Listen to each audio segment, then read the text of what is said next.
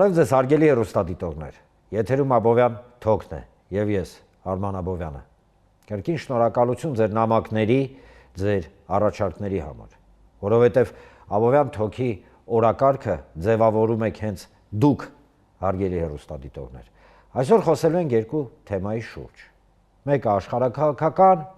trip կամ այսպես կոչված բարեկեցության, բարգավաճման ճանապարհ Թրամփի անունով եւ այլն, որը տարատեսակ մեկնաբանությունների է արժանանում։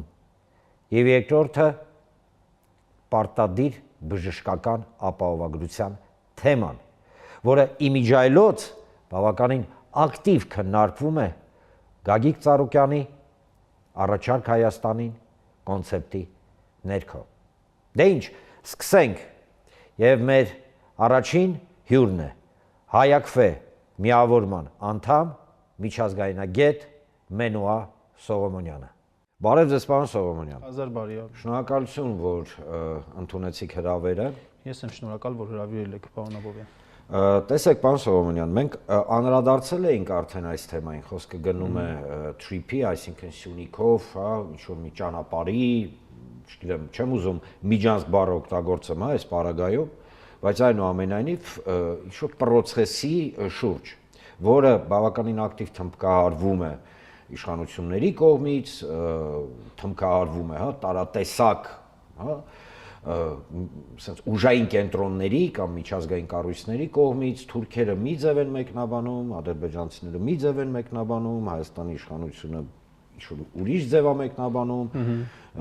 ռուսները բավականին հանգիստ են վերաբերում, խոսքը trip-ի մասին է բնականաբար։ Հա, համենայն դեպս ասեմ, հանրային տիրույթում բավականին sense հանգիստ, պայմանական կառուցողական վերաբերմունք է այդ process-ին, դե ամերիկացիները, հեսա մենք կվերադառնանք այդ թեմային, trip-ին վերաբերվում են բավականին, հա, այլ կոնտեքստի մեջ, իրանցիները իմիջայլոց, հա, երկու կարծիք ունեն, օրինակ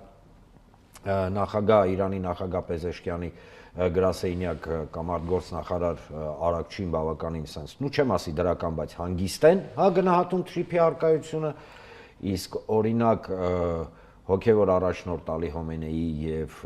իսլամական հեղափոխության կորպուսի պահապանների, հա, թևը Իրանում բավականին կտրուկ դեմա, ասма չէ, մենք չենք ուզում, որ ամերիկացիներն են տարածում եւ այլն։ Մի խոսքով մենք այս ամենը գիտենք։ Եվ այս պարագայում ընդամենը մի քանի օր առաջ Երևան էր ժամանել ուշադրություն Մարկո Ռուբիոյի, այսինքն Միացյալ Նահանգների պետքարտուղարի քաղաքական հարցերով օգնականը, որը ըստ ամերիկյան քաղաքական դասակարգմանը տեղակալն է եւ Էլիսան Հուքեր, այո, Տիկին Հուքերը ինքը տեղակալն է եւ ինքն է ըստ էության ձևավորում Միացյալ Նահանգների արտաքին քաղաքականության, հա, երանգները համաձայն վարչակազմի Միացյալ վարչակազմի ընդհանուր տեսլականի։ Ինչևից է, հայտարարել էին, որ Հուքերը եկել է trip-ի հետ կապված հարցերի քննարկման, հայկական կողմը անմիջապես հայտարարեց, որ 26 թվականի երկրորդ կեսին կսկսվի արդեն գործնական իրականացումը եւ այլն եւ այլն եւ այլն։ Բայց ես շատ ուշադիր ուսումնասիրել եմ նվազագույն այն փաստաթղթերը, որոնք հրապարակվել էին trip-ի հետ կապված։ Բացի բարի կենացներից եւ բարի ցանկություններից, հա, ես այնտեղ ոչ մի կոնկրետություն չտեսա, ինչը հիմք է տալիս նույն թուրքերին ու ադրբեջանցիներին պնդել, որ դա միջանցք է լինելու։ Տեսեք, մեր ոսպանսին չեմ ասում։ Այնոնք ասում են, չէ, այդպես բան չկա, բան եւ այլն, սենց։ Բայց այնուամենայնիվ, եթե չկա հստակություն, չէ, ուրեմն տարատեսակ մեկնաբանությունների տեղիք է տալի։ Խնդրեմ, ինչ է trip-ը։ Եվ տարատեսակ մեկնաբանություններն էլ կարող են օգտագործվել որպես ճնշման միջոց։ Դիվանագիտական ճնշման միջոց։ Trip-ը եկեք բառը մի հատ բացենք, հապավում է, չէ՞։ Նշանակում է Trump Road for International Peace and Prosperity, այսինքն միջազգային խաղաղության եւ բարգավաճման Թրամփի ուղի, այդպես է թարգմանվում։ Եկեք հասկանանք, արդյոք այս պրոյեկտը որևէ բարգավաճման հետ, տնտեսական զարգացման հետ լուրջ կապ ունի, ինչ-որ տնտեսական լուրջ օգուտներ, բենեֆիտներ կարող է բերել, թե չի կարող բերել։ Մենք գիտենք, որ հիմնականում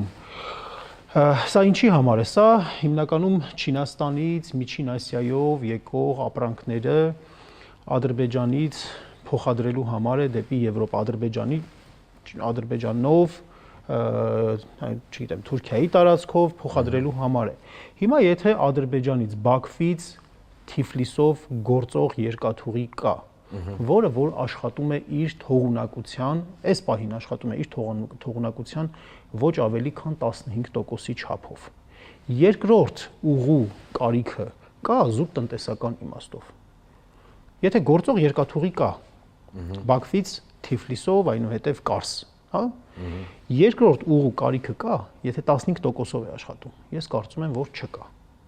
Հիմա մյուս կողմից, այս մի հատ հասկացանք, այս մի կտորը հասկացանք։ Այսինքն դուք համարում եք, որ դա տնտեսական պրոյեկտ չի, տնտեսական պրոյեկտ։ Այսինքն դուք հակադրվում եք իշխանության եւ Միացյալ Նահանգների միջայլոց տեսլականի, որ սա տնտեսության հետ կապ չունի։ Լուրջ ներդրումներ անելու համար այստեղ բան չկա, հիմք չկա որևէ։ Եկեք մյուս հատվածը նայենք։ Այսօր Թուրքիան շատ լուրջ ներդրում անում է 2.4 միլիարդ դոլարի թե եվրոյի ներդրում է անում Կարսից Հայաստանի սահմանի երկայնքով երկաթգիծ կառուցելու համար Դիլուջու Արալք Նախիջևանում, հա, որը որ միանալու է գալու է Նախիջևանի սահմանից մտնելու է Սյունիք, հա, եւ այդպես հետո դուրս է գալիս Սյունիքով Ադրբեջանով գնալու է հասնելու է մինչեւ Բաքու։ Իդեպ ադրբեջանցիներն էլ այդ հատվածը Կովսականի այդ հատվածում աշխատանքները եւ ճանապարհի եւ երկաթգծի շուտով կավարտեն։ Հիմա այսինքն ինչ է դուրս գալիս, որ թուրքերը շատ մեծ քանակի ներդրում են անում, նոր երկաթգիծ են կառուցում։ Այդ երկաթգիծը անցնում է բարդ լեռնային տեղանքով, կամուրջներ, ուղեկամուրջներ, թունելներ, այդ ամեն ինչի համար մեծ փողեր են պանջում։ Բայց դրա կողքին կա այսօր պատրաստի կա Կարսից Գյումրի եկող երկաթուղի եւ կա Գյումրիից Երաս եկող երկաթուղի, որը կարող է շատ հանգիստ էլի մտնել Նախիջևան եւ առաջ մտել է, չէ՞, Խորհրդային Միության ժամանակում Գյումրիից եկել է մինչեւ Նախիջևան, Նախիջևանով եկել է մինչեւ Մեղրի, այդպես անցել է։ Այսինքն պատրաստի երկաթուղին կա, որի վերանորոգման, վերագործարկման համար մասնագետների հաշվարկով ընդամենը $50 միլիոն է պետք։ Եթե խնդիրը նպատակը տարածաշրջանային բարեկեցությունն է, տարածաշրջանային տնտեսական բարգավաճումն է, ապա ինչու պետք է անել 2.4 միլիարդ դոլարի ներդրում, եթե կարելի է անել $50 միլիոն ներդրում եւ գործող ուղիները վերագործարկել ու իրականացնել բեռնափոխադրումները։ Հենց դրա համար է, որ այդ ամբողջը արվում է, այդ ինվեստիցիան մեծ քանակի արվում է, նրա համար, որպեսզի այդ տարածքի վրա, Սյունիքի հարավի վրա ամրագրվի թուրքերի քաղաքական ազդեցության իրավունքը։ Տեսեք, այստեղ որ հասկացա, ավելի որ པարզ լինի, բացի թուրքերից նաև Եվրոպական միությունը, հա, Եմեն հայտարարել է, որ 2 միլիարդից ավել, հա, եվրոյի մասին է խոսքը գնում, եթե չեմ սխալվում 2.6 միլիարդի մասին է խոսում, ենթակառուցվածքների ձևավորման եւ կառուցման համար գումար է հատկացնում, Միացյալ Նահանգներն են հայտարարել, որ գումարի առջև չեն կանգնի, հա, այսինքն ինչքան փող պետք կլինի կդնեն։ Բայց այստեղ շատ կարևոր է հասկանալ հետեւյալը, եթե սա տնտեսական ուղի չի, չէ, որը ըստ էության տրամաբանություն կմիացնենք, չգիտեմ, հաշվարկներ եւ այլն, հա, ապա սա ինչ է։ Ինչ թուրքերը եւ եվրոպացիները տենց աչքերը սառում աներեություն այս արտահայտության համար Ադրբեջանին միացնեն Թուրքիայի հետ Նախիջևանով, օկուպացված Նախիջևանով։ Հասկանալի է։ Երբ որ մենք դիտարկում ենք եւ վերլուծում ենք Թուրքիայի բարձր քաղաքական եւ պետական շրջանակների խոսույթը, որ վերջին 2 շաբաթվա ընթացքում չափազանց ինտենսիվացել է Զանգեզուրի Միջանցք կոչվածի վերաբերյալ։ Թուրքական այդ խոսույթը։ Այստեղ հիմնականում մենք լսում ենք ոչ թե որ տնտեսական օգուտների մասին, այլ թուրքական աշխարհը, թուրքական աշխարհ, թուրանական աշխարհը կապելու մասին։ Այսինքն այստեղ նախ մենք տեսնում ենք քաղաքական ուղղվածությունը։ Սա մեկ։ Երկրորդը, ինչով է սա հետաքրքիր Ամերիկայի Միացյալ Նահանգների համար, որ իրենք այստեղ ամենայն դեպս մասնակցություն ունեն մեն, չնայած այդ մասնակցությունը դեռևս ավելի շատ այդպես նոմինալ է, ավելի շատ կարծես թե Թրամփի անձնական հեղինակության համար է արվում, բայց միայն դրա համար չի արվում։ Պետք է հասկանանք ում դեմ է այս պրոյեկտը։ Ում է կտրում Հարավային Կովկասից կամ ում է կտրում Ում է կտրում ընդհանրապես, ում ճամփեն է փակում, Իրանի ճամփեն է փակում։ Ամերիկայի Միացյալ Նահանգները ունի հետաքրքրվածություն Իրանին մեկուսացման, միանշանակ ունի։ Հետևաբար որ ասում են իգրա стоит свеч։ Սա մեկ, երկրորդը այս տարածքում Հայաստանի հարավում Իրանի հետ սահմանը ովքեր են հսկում։ Ռուսական սահմանապահներն են հսկում։ Ուղեկալներին ճիշտը հանել են այդ անցակետերի, բայց ընդհանուր սահմանի երկայնքով դեռևս ռուսներն են այստեղ տեղակայված։ Առաջ է բերելու նաև այդ հարցը ռուսներին այստեղից հանելու։ Եթե ստեղծվում է մի գոտի, որտեղ որ տեղի ունենալու անխոչնդոտ անցում, ճիշտ նկատեցիք, որ թեև ոչ մի կոնկրետ բան չկա, բայց այդ անխոչնդոտ բառի տակ հետո լինելու է պահանջ ստեղծելու եւ այդ պահանջը արդեն իսկ հնչում է տարբեր մակարդակներով, ապա ռազմականացված գոտի ստեղծելու պահանջը հնչելու։ Այսինքն Հայաստանի Հանրապետության ինքնիշխան տարածքի վրա ապա ռազմականացված գոտի որոշակի լայնությամբ պահանջ է լինելու, որը իսկապես բերելու է հանգեցնելու է միջանցքի գաղափարի։ Այդ պարագայում ներողություն եմ խնդրում, այդ պարագայում արդեն այստեղ ռուսական կոնտինգենտի ներկայությունը հեռացնելու հարց է բացվելու։ Հիմա մարդիկ են մեզ նայում, չէ, եւ վստահաբար մարդկանց մեջ կլինեն, որոշ մարդիկ, մեր քաղաքացիներ, որոնք ասեն, դե հիմա ուզում են ռուսին օրինակ հանեն, թող հանեն, ոչինչ, խաղաղություն է, մենք ինչ-որ փաստաթուղթ ենք ստորագրել Վաշինգտոն, նախաստորագրել ներողություն, ամերիկացիները թույլ չեն տա, որ թուրքերը մեր վրա տան իրանց տնտեսական հետաքրքրությունները, չնայած դուք ասացիք, որ տնտեսական հետաքրքրություն չկա, բայց ամերիկացիների արկայությունը թույլ չի տա եւ այլն, ասենք շո բաներ են խոսում եւ կասեն, հիմա ինչ ա եղել, թո թրիփը լինի, օրինակ ռուսները դուրս գան, ումա դա ինչա դա ինչ չէ, իրանք ասեն թուրքերը չգան, ամերիկացին չի թողի։ Բայց մենք չենք ուզում այդպես։ Այսինքն մենք չենք ուզում, որ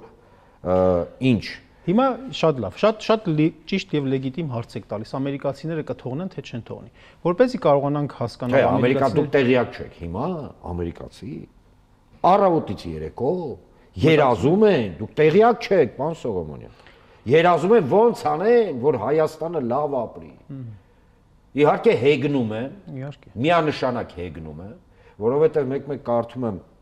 5-րդ Շարասյան, որը ցավոք դրսից կառավարվում է Հայաստանում, որոշ լրատվականների շակերտներում ասենց նյութերը եւ ինձ մոտ տպավորություն է, որ Թրամփը առավոտյան արթնանում է հայկական սուրճ ավերցում, ասենց խրոխտ հայացքով նայում պատուանից դուրս ու ասում է, ոնց անեմ այս հայերը լավ ապրեն, Ամերիկայի Միացյալ Նահանգները մեր գործընկեր պետություն չի։ Ամենայն հարգանքով եմ։ Սա ամերիկացիների կողմ չի։ Ես շատ լավ գիտեմ, իհարկե, ես շատ լավ գիտեմ։ Պարզապես երբ որ վերլուծում ենք, փաստերի մասին ենք խոսում, փաստեր ենք հիշատակում եւ դատողություններ ենք անում, որպեսզի մեր հեռուստադիտողի մոտ չստեղծվի տպավորություն, որ մենք հակա-ամերիկյան ենք, ոչ մի հակա չկա։ Պարզապես պետք է ասեմ, որ Ամերիկայի Միացյալ Նահանգները մեր գործընկեր պետությունն է, մեր բարեկամ պետությունն է եւ այնտեղ ապրում է 1.5 միլիոն հայկական համայնք, որ հետ մենք պետք է համագործակցենք։ Պետք է համագործակցենք, այո, իհարկե, եւ այս ամբողջ շրջանում Ամերիկայի Միացյալ Նահանգների դերը շատ մեծ է եղել Հայաստանում ինստիտուցիոնալ բարեփոխումների եւ այլն եւ այլն։ Բոլոր մեկնաբանությունների հարցն է այս կողմից։ Մի բան է հայ-ամերիկյան երկկողմ հարաբերություններ, մի բան է Ամերիկայի Միացյալ Նահանգների միջազգային քաղաքականություն, արտաքին քաղաքականություն, որը որ գերտերություն է, որը ձգտում է իր գերտերության կարգավիճակը պահպանել, այդ գերտերության կարգավիճակը պահպանելը նշանակում է տարբեր ռեգիոններում, տարբեր տարածաշրջաններում, որտեղ որ տարբեր փոխդասավորություններ կան, ռասկլադներ կան, այսպես ասած։ Ինքը այստեղ պետք է ինչ-որ գործ ունենա։ Կարող է միաժամանակ ԱՄՆ-ն ներկա լինել բոլոր տարածաշրջաններում ուժերի հավասար բաշխմամբ, ոչ չի կարող։ Որոշ տարածաշրջաններում նա իր ներկայությունը, իր գործը պատվիրակում է, արտապատվիրակում է իր տարբեր դաշնակիցներին։ Տվյալ պարագայում Թուրքիային է արտապատվիրակում այս տարածաշրջանում Իրանի եւ Ռուսաստանի ազդեցությունը թույլատնելու հարցը։ Հանգամանք, որը որ իրականացվում է հենց այս պրոյեկտով, հա։ Հետևաբար այս տեսանկյունից ենք, երբ որ մտածում, Ամերիկայի Միացյալ Նահանգները առաջնորդում է իր շահերով, իր գլոբալ աշխարհաքաղաքական շահերով է առաջնորդվում։ Եվ մենք ասենք, որ ինքը հետամուտ կլինի, որպեսզի այստեղ թուրքեր չլինեն, սա խապկանք է։ Մենք շատ տարածաշրջաններ ենք տեսել, Ամերիկայի Միացյալ Նահանգների շատ պատմություններ ենք տեսել, որ Ամերիկայի Միացյալ Նահանգների ներգրավվածության հետ կապված շատ պատմություններ ենք տեսել, որ մարդիկ հանգիստ դուրս են եկել։ Աֆղանստանը, այո, վերջինը, Աֆղանստանը 20 տարի ներկայությունից հետո ուղղակի դուրս եկան եւ հիշում եք, չէ, ինքնաթիռից կախված եւ թալիբների ռեժիմից հալածված մարդիկ ոնց էին փախչում ինքնաթիռից կախված։ Սիրիայի հետ կապված հանգամանքը մենք կարող ենք ասել։ Այսօր ում ձեռքին է հիմնական սիրիական իշխանությունը մեծ մասը։ Թուրքական ազդեցության տակ է։ Թուրքական ազդեցության տակ է։ Տեսեք, այստեղ ստացվում է հետեւյալը, որ ըստ էության կներեք էլի մի հատ օրինակ էլ հիշենք։ Սաակաշվիլիին օգնեցին 2008 թվականին։ Ոչ։ Չօգնեցին։ Հունգարիայում 1956 թվականին օգնեցին, չօգնեցին։ Հիմա չի կարելի էլի իրականությունը ընդունել այնպիսին, ինչպիսին դու ցանկանում ես։ Այսինքն պատրանքների մեջ շատ։ Այո, ցանկալին իրականության տեղ չի կարելի ընդունել։ Տեսեք, Թուրքիան եւ Ադրբեջանը դուք շատ դիպուկ մի արտահայտություն արեցիք այդ անխոչնդոտ բառի շուրջ, հա, բանավեճի, որը ըստ էության, հա, արդեն թևակողել է հայկական տիրույթ, պրոիշխանական, հա, կամ ասենք ասենք այս նախագծին սատարող այսպես կոչված վերլուծաբանները կամ վերլուծաբանները, հա, ասում են հետեւյալը, որ դե անխոչնդոտը նաև նշանակում է, որ ոնց ենք մենք Վրաստան գնում, չէ՞, անխոչնդոտ։ Հա, այդ տարբերակն է, խոչնդոտ հո չկա, այդպես լուրջ դեմքով։ Թուրքիան, Ադրբեջանը, հեսա կասեն ինչի համար է Թուրքիային Ադրբեջանին մեջ բերում, շատ պարզ պատճառով, որովհետև դրանք ինչ ասում են, իրականանում է։ Միանգամից եմ ասում, իրանք ինչ ասում են, վերջում մենք էլ տեսնում ես իրականանում է։ Եվ այստեղ Հայաստանում մենք լսում ենք բացատրություններ, հա, արդարացումներ, ինչի իրականացան։ Բայց այնուամենայնիվ ասում են հետեւյալը, որ օրինակ Ադրբեջանից բեռներին հայ մաքսավորը մոտիկ էլ չպետք է գնա, ադրբեջանցին չպետք է տեսնի հայի երեսը, հենց այդպես ուղղակի պատկերացնեք նենգության եւ քաղաքական խուլիգանության ուղղակի մակարդակը։ Ըստ էության մեզ ինչ են ասում, ասում են դու պետք է հրաժարվես քո սուվերեն իրավունքներից, վերահսկես քո տարածքը։ Այսինքն դա ոնց որ գիտեք, բացի հա աշխարհակաղակական ելևէջներից, դա ներողություն հարավով Սյունիքի կտրելն է։ Հայկական կողմը ասում է հետեւյալը, հոп։ Ասում է սկաներներ կդնենք, չգիտեմ ինչ կդնենք, միգուցե արտապատվիրակվի, չեմ ասում 100% են ասում, չասեն, հա, արտապատվիրակվի եւ այլն, այդ արտապատվիրակումը, այսինքն երրորդ կողմը ստուգի, հայկական կողմը ստանա մի հատ տվյալներ, ասես մի հատ, գիտեք, շիլափլավա։ Բայց ի վերջո տպավորություն է ստեղծվում, որ մեզ փորձում են համոզեն, որ հիշում եք, չէ, ասել էին, այդ միջանց բառից եք ալերգիա ապրում, հա։ Որ հա, մեզ փորձում են համոզեն, որ դե հիմա ոչինչ, միջանցքա անունը կդնենք թրիփ, միջանցք չի լինի, հա։ Ոչինչ, որ օրինակ սուվերենության զիջումը, հա, այդ արտապատվիրակության ներքո, ոչ թե կասենք սուվերենության զիջում, այլ կասենք արտապատվիրակություն։ Ես ընդհանրապես ցիտում եմ, այսինքն սա իմ կարծիքը չի։ Հիմա իրականում մեր թշնամի Թուրքիա եւ Ադրբեջանը, որում մենք չենք որոշել, որ իրանք մեր թշնամին են։ Իրանք են տենց որոշել։ Նպատակը ո՞րն է։ Դա Հայաստանի հարավի անեքսիան է, դա մեծ Թուրանի ձևավորում է, դա, չգիտեմ, ուղակի ինչ-որ ուղի է, որով իրանք կմիանան, ի՞նչն է։ Ես հարցի վերջի հատվածից գամ, Արար հիմնադրամի վերջին հարցումները Ադրբեջանի այն մասին բնակչությանը մեր Հայաստանի Հանրապետության բնակչությանը հարցումներ այն մասին, թե Ադրբեջանը ինչ ցանկություններ, ինչ նպատակներ ունի Հայաստանի Հանրապետության վերաբերյալ հարցվածների մոտ կեսը 48%-ը պատասխանել է Հայաստանի Հանրապետության վերացում։ Մի մասը պատասխանել է Հայաստանի Հանրապետության որոշ տարածքների վերցնել գրավում, հարավային տարածքների հիմնականում։ Մի մասն էլ Հայաստանի Հանրապետության թուլացում։ Իրականում այս բոլորն են, վերջնանպատակը բնականաբար Հայաստանի Հանրապետության չգոյությունն է եւ հատկապես 44-օրյա պատերազմից հետո հակահայ ռետորիկան Ադրբեջանում շատ ավելի է շատացել, քան մինչեւ պատերազմը, շատ ավելի է շատացել։ Դա նշանակում է, որ իրենց մոտ իսկապես այդ մտադրությունները արկա են Հայաստանի Հանրապետությունը որպես պետություն վերացնել։ Սա է նրանց հիմնական նպատակը։ Իսկ ինչ վերաբերում է այդ անխոչնդոտին, երբ որ մենք Արագածոտնի մարզից մտնում ենք Լոռու մարզ, այն դբալավն էլ որ գրած է տեսնում ենք, հա, մեզնից ոչ ոք այնտեղ չի ուզում անձնագիր, ճիշտ է։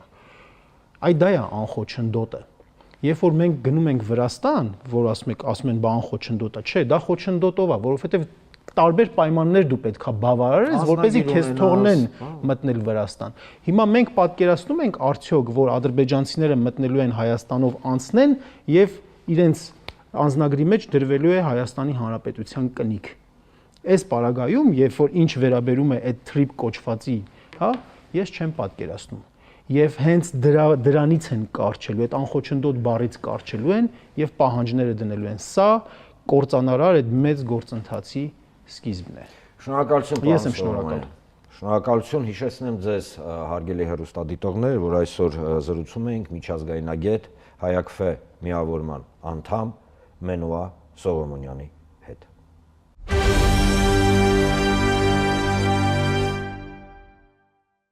Պարտադիր բժշկական ապահովագրություն։ Բազմաթիվ անգամ խոսացել ենք այս թեմայի շուրջ։ Ասեմ ավելին, պարտադիր բժշկական ապահովագրության կամ այլ կերպ ասած մարդկանց, մեզ բոլորիս պատշաճ, հասանելի եւ որակով բժշկական օգնություն, բժշկական ծառայություններ մատուցման շուրջ հարցերը եւ առաջարկները շատ ակտիվ քննարկվում են առաջարկ Հայաստանի Գագիկ Ծառուկյանի կոնցեպտի ներքո։ Եվ այսօր այս թեմայի շուրջ զրուցելու ենք ուռուցքաբան Դեկլինիկ բժշկական կենտրոնի տնօրեն Դավիթ Զորաբյանի հետ։ Բարև ձեզ, պարոն Զորաբյան։ Բարև ձեզ։ Տեսեք, պարոն Զորաբյան, մի հետաքրքիր, հա, չգիտեմ, լավ իմաստով թե վատ իմաստով չեմ կարող առայժմ դատել, իրավիճակ է ստեղծվել, երբ որ վերջին 7 տարվա ընթացքում անընդմեջ, իսկ եթե ավելի խորքային է, վերջին 10 տարվա ընթացքում անընդմեջ խոսում էր բժշկական ապահովագրության մասին, հա, այսինքն այդ համակարգի ներդրման անհրաժեշտության մասին։ Խոսում էր, մեկ էլ եկավ 25 թվականի վերջը, հեսա գալիս է 26 թիվը, կառավարությունը ներկայացրեց որոշակի տեսլական, հա, նախագիծ, արդեն կարծես թե կա հաստատված ժամանակացույց, որ 26 թվականին ներդրվելու է սկզբից խոցելի խավերի համար, խոսքը գնում է հաշմանդամների, թոշակառուների, հա, այդ բժշկական ապահովագրությունը, բայց այնուամենայնիվ կարծես թե ես անկեղծ եմ ասում, հա, չեմ ուզում հիմա լոկ, հա, քննադատական կամ գովասանքի խոսք ասեմ, չէ, դա չի նպատակը։ Նպատակը նա է, որ համաձայն որոշ մասնագետների, հա, առայժմ կարծիքի, այդ մշուշոտ, հա, սենց կարծիքի, որովհետև չենք հասկանում ինչա կատարվում։ Այնուամենայնիվ այդ պետպատվերը, հա, ոնց որ սենց պարզապես վերցնում են անունը, փոխում են պետպատվերի, դարձնում են պարտադիր ապահովագրություն, եկեք սենց սկսենք, որ չստացվի մի անգամից, հա, քննադատությունից, այդ բժշկական ապահովագրությունը բնակչության, ըստ ձեզ, ինչ խնդիր է լուծելու, միգուցե շատ պարզունակ հարց է, բոլորն էլ գիտեն այդ հարցի պատասխանը, բայց այնուամենայնիվ դուք որպես մասնագետ, որպես ուռուցքաբան։ Տեսեք, սկսեմ խոսքս նրանից, որ աշխարհում զարգացած երկրներում ինչ ճանապարհ որ անցել են տարբեր բնակավարներում, առաջի հերթին պետք է այդ օրինակները վերցնենք եւ շարժվենք այդ պրինցիպներով, այսինքն նոր հեծանիվ պետք չի հորինել։ Եվ կարծում եմ շատ քչերը կլինեն, որ չեն համաձայնի, կարծում եմ բոլորն է համաձայն կլինեն, որ առողջապահության մեծ ծախսերը, որ պահանջվում է, առանց ապահովագրության կարելի ասել անհնար կլինի բավարարել։ Այսինքն դա ընդունված բան է ամբողջ աշխարհում հայտնի։ Այսինքն միակ լուծումը, կարծում եմ, դա ապահովագրություն ունենալն է բժշկական։ Հիմա հարցը առաջանում թե ուրեմն այդ ապահովագրությունը բժշկական ոնց է կազմակերպվելու, ավելի խորությամբ պետք է ուսումնասիրել եւ հասկանալ ինչն է փակում, ում է վերաբերում, ինչքան է մարդ գումար տրամադրելու դրան։ Այսինքն դրանք հարցեր են, որ պետք է կանոնակարգվի եւ ճիշտ ձևով կազմակերպվի այդ գործընթացը, բայց այն փաստը, որ պետք է առողջապահական ապահովագրություն լինի, դա շատ լավ բան է եւ դա վաղուց պետք է լիներ, այսինքն լուծումը դա է։ Հիմա հարցը գնում է թե ոնց պետք է կազմակերպվի եւ ինչ է փակելու։ Ես ռուսկաբան եմ մասնագիտությամբ եւ իմ ոլորտին վերաբերող մի քիչ ավելի օրինակներս բերեմ, որ ընդհանրապես օնկոլոգիան ամբողջ աշխարհում ամենաթանկարժեք, չէ, բուժում պահանջող հիվանդություններն են եւ թանկարժեքությունը հիմնականում գալիս է դեղորայքային ֆինանսական մեծ խնդիրներից, այսինքն դեղորայքային ռուսկաբան եք, հա, ժողովրդական լեզվով ասած քիմիոթերապևտ, միջազգային տերմինաբանությամբ medical oncologist, այսինքն դեղորայքային ռուսկաբան։ Այո։ Եվ հիմնական ծախսատարությունը դեղերն են եւ օնկոլոգիան բժշկության ամենաարագ զարգացող ճյուղն է, որ ամեն տարի նորագույն նոր դեղորայքներ են հայտնաբերվում, ապացուցում եւ բուժական սխեմաների մեջ մտնում, որոնք որ հազարավոր դոլարներ արժեն եւ նույնիսկ զարգացած երկրների համար ասեմ, որ օնկոլոգիական հիվանդությունների բուժումը պետության վրա դա մեծ խնդիր է, նույնիսկ զարգացած երկրների համար։ Ու Հայաստանի համար բնականաբար դա ավելի մեծ խնդիր է, բայց լուծում փորձել տալը դա ճանապարհը, առաջի ճանապարհը դա բժշկական ապահովագրությունը պետք է լինի միանշանակ։ Հիմա ինչքանով որ ինձ հայտնի է թե ոնց է լինելու, ինչ ում է վերաբերելու, միամիտ կգտնվեմ, որ ասեմ հավատում եմ կամ գիտեմ, որ ամեն ինչ լուծումները ամբողջապես տրվելու է եւ խնդիր չի լինելու։ Չէ, այդպես չի եւ չեմ ակնկալում, որ դա տենց է լինելու սկզբում եւ դա ոչ թե քննադատական խոսք եմ ասում, այլ դա բնական է, որ նոր ծրագիր, նոր ինչ-որ ճանապարհ գնալուց այդ քայլ առ քայլ պետք է առաջ գնանք եւ առաջի քայլը սա է լինելու, որ հա ինչ որ մի հատվածին է վերաբերում, ոնց որ մինչև 18 տարեկան, 65 տարեկանից բարձր կարգ ունեցողներին եւ այլն եւ այլն։ Միանշանակ կարող եմ ասել, որ տարբերություն քաղաքացու հասանելիությունը դեղորայքի բուժման հաստատ տարբերություն դրական առումով կլինի, հաստատ։ Եթե օրինակի համար այս պահի դրությամբ եթե հիվանդության այդ կարգ չունի, տարեկան 150,000 դրամի կարգի դեղորայքի բանա տրվում մի պացիենտին, եթե կարգ ունի հանված 300,000 դրամի կարգի է տրվում, այսինքն շատ սահմանափակ դեղորայքի ցանկ կա եւ այդ գումարի սահմաններում։ Ինչքան որ ինձ հայտնի է, այդ 150,000 300,000 դրամը դեղորայքային բուժմանը օնկոլոգիական բարձրացվում է միլիոն, չգիտեմ քանի հազար։ Այսինքն տարբերություն հաստատ կա, բայց այնպեսի դա ապահովագրության դեպքում։ Այո, բայց բնականաբար պահանջները շատ մեծ են օնկոլոգիայի, դեղորայքային դեղեր կան, որ մեկ ծրսկումը, մեկ ամպուլան, չգիտեմ, $3,000, $4,000 արժեն։ Պարզա այդ միլիոն քանի հազար դրամը չի փակելու դա։ Բայց հաստատ եթե համեմատենք 300,000 հիմա եւ այն ժամանակ հունվարից հետո միլիոն քանի հազար չեմ իմանում, տարբերություն պարզա լինելու է, կա դրական բան։ Դա համար եմ ասում, որ օբյեկտիվորեն եթե մոտենանք, դրական փոփոխություն է դա, բայց մեր ակնկալիքները կամ քաղաքացիներ, որ ակնկալեն, որ վերջ այլևս խնդիր չի լինելու, ամեն ինչ հասանելի է լինելու, չէ, այդպես չի։ Տեսեք, ինձ համար ամենա սարսափելի տեսարանը գիտեք որն է, երբ որ ես ու ինչ պատճառներով հա հիվանդանոց եմ այցելում կամ առաջվում եմ բժշկության հետ, դա բժշկության որակը չի, մակարդակը չի, որը փառք Աստծո Հայաստանում բավականին բարձր է։ Դա բժիշկները չեն, որոնք ես տեսնում եմ, հա, ամբողջ սրտով գթասրտորեն փորձում են անել հնարավորը եւ անհնարինը։ Բժշկական կենտրոնները չեն, որոնք վերջին ժամանակահատվածում, նվազագույնը վերջին 10 տարվա ընթացքում, հա, ասենց, գիտեք, որակային իրականում, հա, ասենց ուժեղ աճ են ունեցել։ Խնդիրը հետևյալն է, ամենասարսափելի տեսարանը հիվանդանոցներում, դա բանկերի ֆիլիալներն են, որտեղ իմ աչքի առջև մարդիկ կանգնած վարկ էին ձևակերպում, մարդը ստիպված էր իր բնակարանը գրավ դնել, որ գումար վերցնի եւ իր մերձավորին, հարազատին փրկի։ Եվ այստեղ կրկնեմ, ոչ բժիշկը, ոչ հիվանդանոցը մեղք չունեն։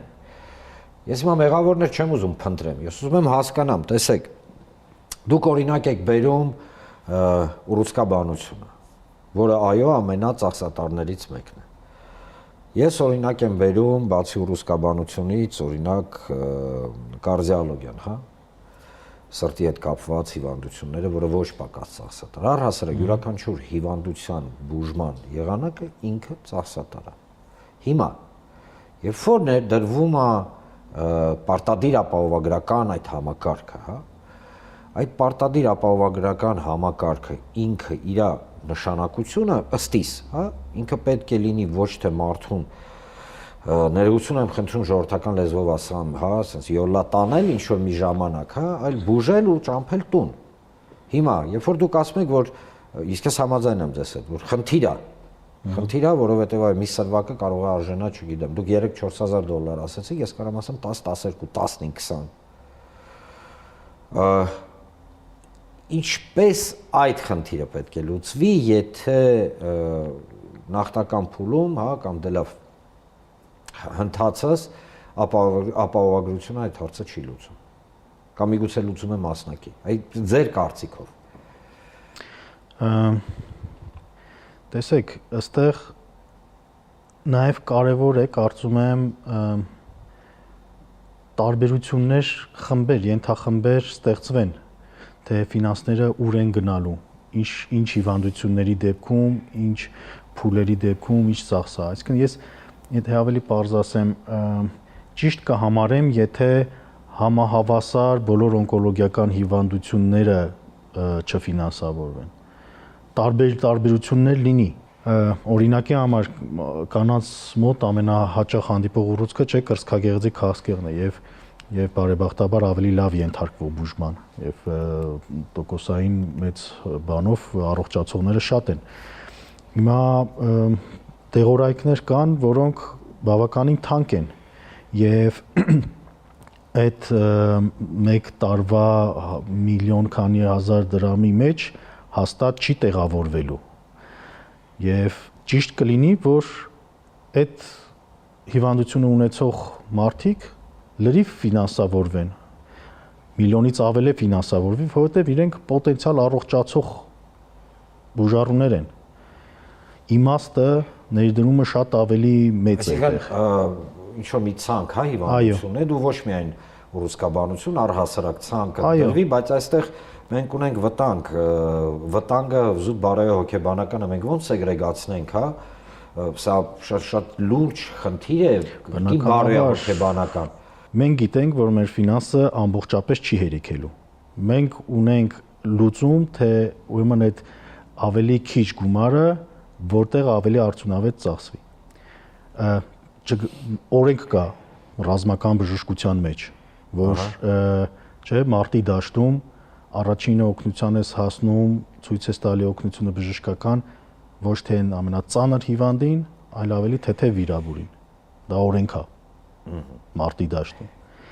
Հիմա բարձա մենք մարտի դաշտում չենք, բայց նմանություն կա, որ մենք ունենք սուղ պայմաններ եւ ամեն դեպքում ինչքան էլ բարձա բարոյապես դու ամեն ինչով ուզում ես բոլորին էլ օգտակար լինես, այդ ծանր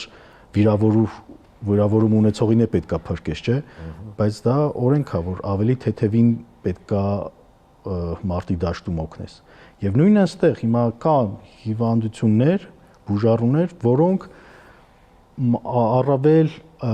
մեծ տոկոս ունեն առողջացման, ավելի արդյունավետ է բուժումը, ծախսերը ավելի իմաստալից են։ Եվ իմ ասելը դա է, որ ամեն դեպքում ինչքան էլ հա վատ է, որ ասում եմ տարբերություն լինի, բայց կարծում եմ ֆինանսների ճիշտ բաշխում ավելի արդյունավետ է։ Այնուամենայնիվ ես հենց այդ պատճառով պարզաբանեցի, որ թյուր ընկալում եւ թյուր ըմբռնում չլինի մեր հեռուստադիտողների համար։ Տեսեք, երկրորդը զուտ տեխնիկական, հա։ Հիմա համակարգը գործում է պետպատվերի հետեւյալ կարգով։ Մարդ գնում է պոլիկլինիկա, ստանում է ուղեգիր եւ գնում է բժշկի մոտ։ Եվ համաձայն պետպատվերի, հա, շրջանակներում ստանում է բուժում եւ այլն եւ այլն։ Հիմա առաջնային օղակը ստացվում է, որ դա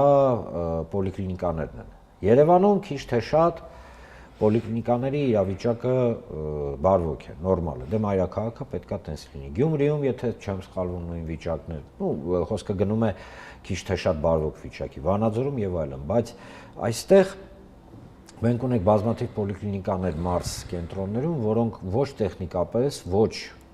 մարդկային ռեսուրսի առումով այդքան հագեցած չեն, որ կարողանան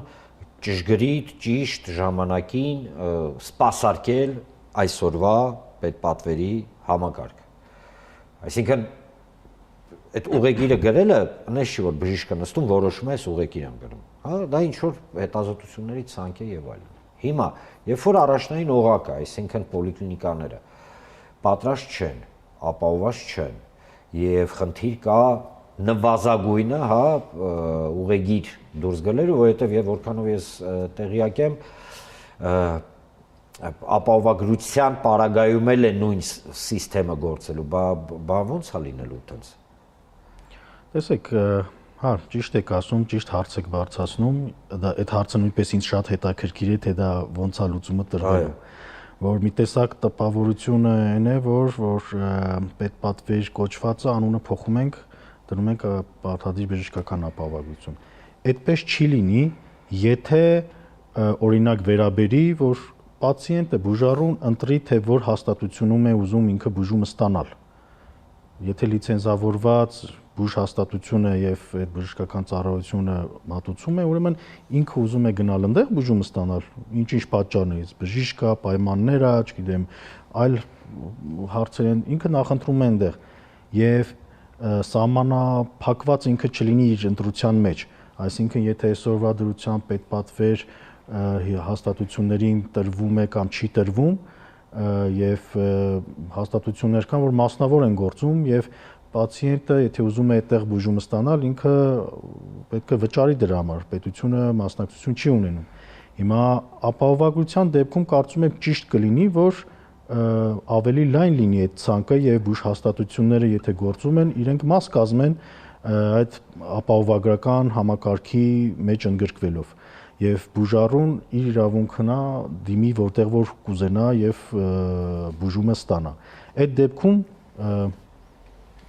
նույնը չի լինի, այսինքն կփոխվի համակարգը, պետպատվերը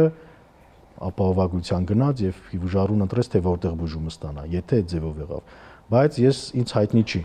որ էլի սահմանափակված է լինելու բուժ հաստատությունները, թե չէ, չգիտեմ։ Պարոն Զոհրաբյան, որ ավելի հստակ եւ կոնկրետ մեր այսօրվա զրույցը լինի, մոտավորապես միջինացված, եթե հանգարց Աստված ոչանի բոլորի տնից տեղից հեռու հարգելի հեռուստադիտողներ, մարդը քաղցկեղով հիվանդանում է եւ պայմանական գալիս է ձեզ մոտ։ Կա միջինացված ինչ որ մի թիվ։ Տեսեք, դա այնքան մեծ է այդ սահմանը։ Հասկանում եմ։ Հիմա դա կախված է հիվանդությունից, իր ենթատեսակից, ինչ ստադիայում է գտնվում։ Օրինակի համար քաղցկեղի տարատեսակ կլինի,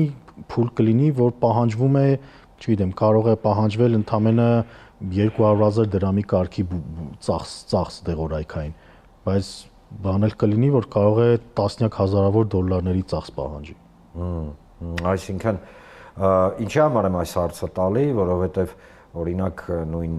ապահովագրության համակարգում պետք է հստակ նշված լինի, որ օրինակ պայմանական մի արտահայտություն կա, չէ՞, բժշկական պրոտոկոլ, որ համաձայն, եթե մարդ դիմել է հիվանդանոց այս ինչ բանով, պրոտոկոլը պայմանական արժի այսքան։ Շնորհակալություն, պարոն Զոհրաբյան, ժամանակը շատ արագ անցավ, հուսամ մենք շուտով կհանդիպենք կրկին, միանգամից խոստում եմ կորզում ձեզանից, որովհետև այո, բարդագույն խնդիր է, բարդագույն, սենց ասեմ նույնիսկ, որովհետև մարդու առողջությունը, մարդու կյանքը, մեր հարազատների, մեր մերձավորների, մեր երեխաների, մեր ծնողների, մեր ընկերների, մեր բարեկամների կյանքը ինքը իրականում անգնահատելի է, բայց սա ավելի շատ հուզական գնահատական է։ Մենք հասկանում ենք, ինչքան էլ բժիշկը լավը լինի, ինչքան էլ բարի լինի, չի կարող բժիշկը թույլ տա իրեն օրինակ ամեն պացիենտի համար, իր գրպանից գումար տա, չնայած ես բախտ ունեմ ընկերություն անեմ այնպիսի մարդկանց հետ, հիմա անունները չեմ տալիս, կարծում եմ իրենք հասկացան, բժիշկներ, ձեր գոլեգաներ, ձեր ընկերներ, եւ դուք ես համոզված եմ բազմաթիվ անգամ շատ բանի աչք եք փակել, շատ բան եմ որ ասում եմ, դուք եք արել, դրա համար ձեզ շատ շնորհակալություն։ Ես եմ շնորհակալ։ Ժորժ ջան, գիտեք, բաներ կա, որը չի կարելի քաղաքականացնել։ Օրինակ մարդու առողջությունը, չի կարելի մարդու առողջության վրա դիվիդենդներ քաղել, հա, քաղաքական։ Բայց դրա հետ մեկտեղ էլ մենք պետք է հասկանանք մի բան։ Այո, յուրաքանչյուր իշխանություն պարտավոր կապ չունի ով։ Ոչ թե երկար լոլոներ կարդալ, հա, այլ ապահովել այնպիսի իրավիճակ, որ յուրաքանչյուր հիվանդությունով հիվանդանոց ընկած մարդը չմտածի իր տունը ծախի, որ իր բալիկին կամ իր ծնողին փրկի։ Շնորհակալություն։ Շնորհակալություն։ Հիշեցնեմ ձեզ հարգելի հեռուստադիտողներ, որ այսօր զրուցեցինք պարտադիր ապահովագրության թեմայի շուրջ ուռուցքաբան Դեկլինիկ բժշկական կենտրոնի տնօրեն Դավիթ Զորաբյանի հետ։ Շնորհակալություն, պարոն Զորաբյան։ Դե ինչ լսեցինք մեր հյուրերին։ Ինչը վերաբերում է ամերիկյան trip, այսպես կոչված, հա, այդ ճանապարհի կամ Միջանսկի, դե լավ, չեմ ուզում Միջանսկ բառը օգտագործեմ։ Շատ է նյարդանում, որ Միջանսկ բառը ասում ենք, բայց այնուամենայնիվ այդ անհասկանալի կոնցեպտը, որը թմկահարվում է որպես, չգիտեմ, խաչմերուկ, խաղաղություն, ապրանքների տեղաշարժ եւ այլն, իրականում պարզվում է այդքան էլ, հա, ասես միանշանակ չի։ Որքան էլ մեզ թե իշխանությունը, թե միջազգային խաղացողները, հա, համոզեն հակառակը, գիտեք ինչ է համար, ոչ թե այն պատճառով, որ օրինակ ես կամ հա մեկ այլ ուրիշ մարդ կամ հա այլ մարդիկ, ովքեր ուրիշ հայացքներ ունեն, որոնք տարբերվում են իշխանական հայացքներից, չենք ուզում որ լինի օրինակ, չգիտեմ, կոմունիկացիաների բացում եւ այլն, այս շատ པարզ պատճառով։ Տեսեք, նույն այդ trip-ի պատմությունը, հա, ինքը գալիս եւ ավարտվում է ընդամենը հետեւյալի շուրջ, որ Միացյալ Նահանգներում օգոստոսի 8-ին ստորագրվել է ինչ-որ մի փաստաթուղթ, որտեղ նշված է, որ պետք է Միացյալ Նահանգների հետ միասին բացել ճանապարհ եւ կոմունիկացիաներ։ Պարզ էլեմենտար հարցերի պատասխանը մենք այսօր չունենք։ Եթե դա Միջանսկ չի, դե լավ, համարենք Միջանսկ չի։ Տեսեք, չեմ վիճում։ Համարենք Միջանսկ չի։ Բացի խրոխտ խոստումներից եւ սենց ամպագորգոր հայտարարություններից, պարզ ունակ հարցերի պատասխանը մենք ունենք, օրինակ, ով է ստուգելու ֆիզիկապես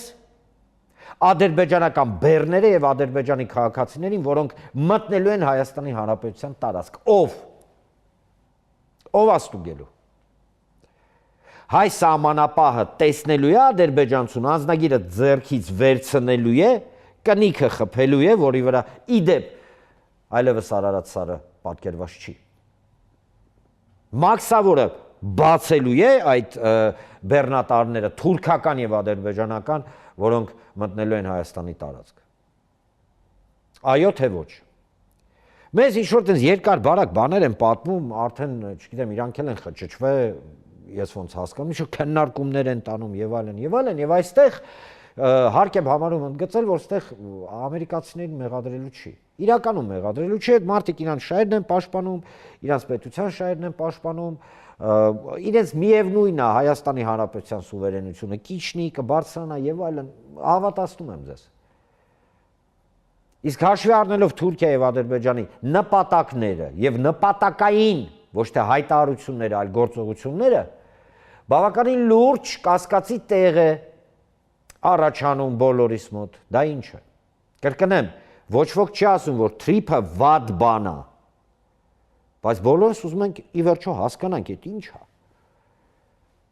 Այդ ինչ է իրականում, բացի կրկնեմ, հա, այդ ամպագորգոր խոսքերից, չգիտեմ, այդ ամեն ինչից բացի ուրիշ բան չենք լսում։ Մի գաղտնիք էլ բացեմ, եթե խոսքը գնում է միջնորդված երրորդ կողմի, հա, աջակցությամբ կամ երրորդ կողմի տվյալ դեպքում ենթադրենք ամերիկացիների, հա, ենթադրենք։ Կողմից բոլոր այդ մաքսային գործառույթները կատարելու պահով, ապա դա դուրներս գա թե չէ, Այո, միջազգային տրամաբանություն է։ Ուզում եք հիմա հեքիաթներ պատմեք, սկաներներ են լինելու, չգիտեմ, սարքեր են լինելու, չգիտեմ, ինչ ա լինելու։ Ինչ սկաներ, ինչ սարք։ Ինչ եք խոսում։ Ֆիզիկապես առնչություն ունենալու է հայ մաքսավոր եւ հայ սահմանապահը Թուրքի ու Ադրբեջանցու հետ վերցնելու է ձեռից անձնագիրը։ Իրավունք ունենալու է օրինակ անհրաժեշտության դեպքում անձնական զննում անցկացնի։ Որովհետեւ հաշվի առնելով Ադրբեջանում տեղի ունեցող հակահայկական ուղակի հիստերիան եւ ինչու ոչ շիզոֆրենիան, հա, քաղաքական առումով իհարկե, այո, դա պարտադիր է։ Թուրքն էլ ադրբեջանցին էլ մեզ համարում են թշնամի։ Դա մենք չենք իրանց համարում, արդեն իսկ, հա, իբրև թե։ Իրանք են մեզ համարում թշնամի, իրանք են տենց որոշել։ Այս հարցերի պատասխանը պետք է լինի։ Երկրորդը, պարտադիր բժշկական ապահովագրություն։ Այո, պարտադիր բժշկական ապահովագրությունը պետք է լինի։ Բայց ուզում ես անունը դիր, պետպատվեր, պարտադիր բժշկական ապահովագրություն կամ մեկ այլ անվանում, հա, վերջում քաղաքացին պետք է ստանա որակյալ եւ հասանելի բուժ օգնություն։ Այլ ոչ թե մտածի ոնց անի, որ իր մերձավորը, չգիտեմ, չմահանա, որովհետեւ ձեռը գումար չկա, գնա իր տունը գրավ դնի, վարկ վերցնի տեղը։ Դա անընդունելի է։ Դա ուղակի, գիտեք, նույնիսկ մարդու գլխի մեջ չի տեղավորվում։ Եվ այո, այդ համակարգը եւ այդ համակարգի ձևավորումը առաջնային խնդիր է։ Եվ բացի այդ համակարգի ձևավորումից, այո, եթե կունենաք առաջարկներ, հարգելի հեռուստադիտողներ, ապա խնդրեմ գրեք, քննարկենք եւ ամենալավ առաջարկները, հա, ասենց ժողովրդական լեզվով ասած խելքին մոտիկ, հիմնավորված, այո, նաեւ քննարկման առարկա կդառնան առաջարկ Հայաստանի ծրագրի մեջ։ Եվ ամենակարևորը վերջում, շատ կարևոր թեմային եմ ուզում անդրադառնամ։ Մեզ հա փորձում են համոզեն, որ մենք խեղճ ենք։ Մեզ հա փորձում են համոզեն, որ մենք թույլ ենք։ Մեզ հա փորձում են համոզել, որ մեր արժանապատվության եւ պատվի հաշվին մենք կարող ենք ստանալ խաղաղություն։ Մեզ հա փորձում են պահել կիսակոտրված, ներքուստ, ընկճված եւ խեղճ վիճակի մեջ։ Մենք խեղճ չենք։ Այո, մենք խեղճ չենք։ Օրեր առաջ կարդացի Գագիկ Ծառուկյանի ուղերձը, որտեղ այդ թեմային խեղճ չլինելու շատ մեծ անդրադարձ էր եղել։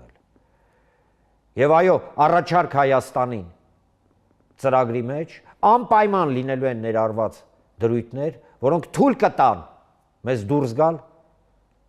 այս բարոյահոգեբանական ծուղակից, որի մեջ մեզ գցել են, այո, գցել են։ Ես հիմա չեմ ասում ով է գցե, ինչի է գցե, բայց ես կարող եմ ասել միայն մի բան։ Խեղճ, հուսալքված, հույսը կորցրած ժողովուրդը չի կարող դիմակայել ոչ մի բանին եւ ոչ մի վտանգին։ Ասեմ ավելին, այդ մենք ենք խեղճ։ Մենք մեր սփյուռքով, մենք մեր ինտելեկտուալ ներուժով, մենք ձեզնով ենք խեղճ, մենք մեզնով ենք խեղճ, հա։ Դուք խեղճ եք, հարց եմ տալիս։ Վստահաբար էկրանի այն կողմում նստած մարդը, դուք, որ ինձ հիմա նայում եք, վստահաբար կասեք ոչ։ Ուրեմն ինչ։ Ուրեմն ես հատուկ փորձում են պահել խեղճ իրավիճակի մեջ, ընկճված, կոտրված։ Չի լինելու դա։ Այդպես չի լինելու։ Հավատացնում եմ ձեզ, մենք խեղճ չենք։ Մենք հուսալքված չենք։ Մենք հզոր ազգ ենք, հզոր ժողովուրդ ենք։ Եվ մենք ունենք պատիվ եւ արժանապատվություն։ Շնորհակալություն, հարգելի հեռուստադիտողներ։ Եթերում Աբովյան Թոքներ։ Եվ ես Արման Աբովյանը։ Կհանդիպենք հաջորդ անգամ։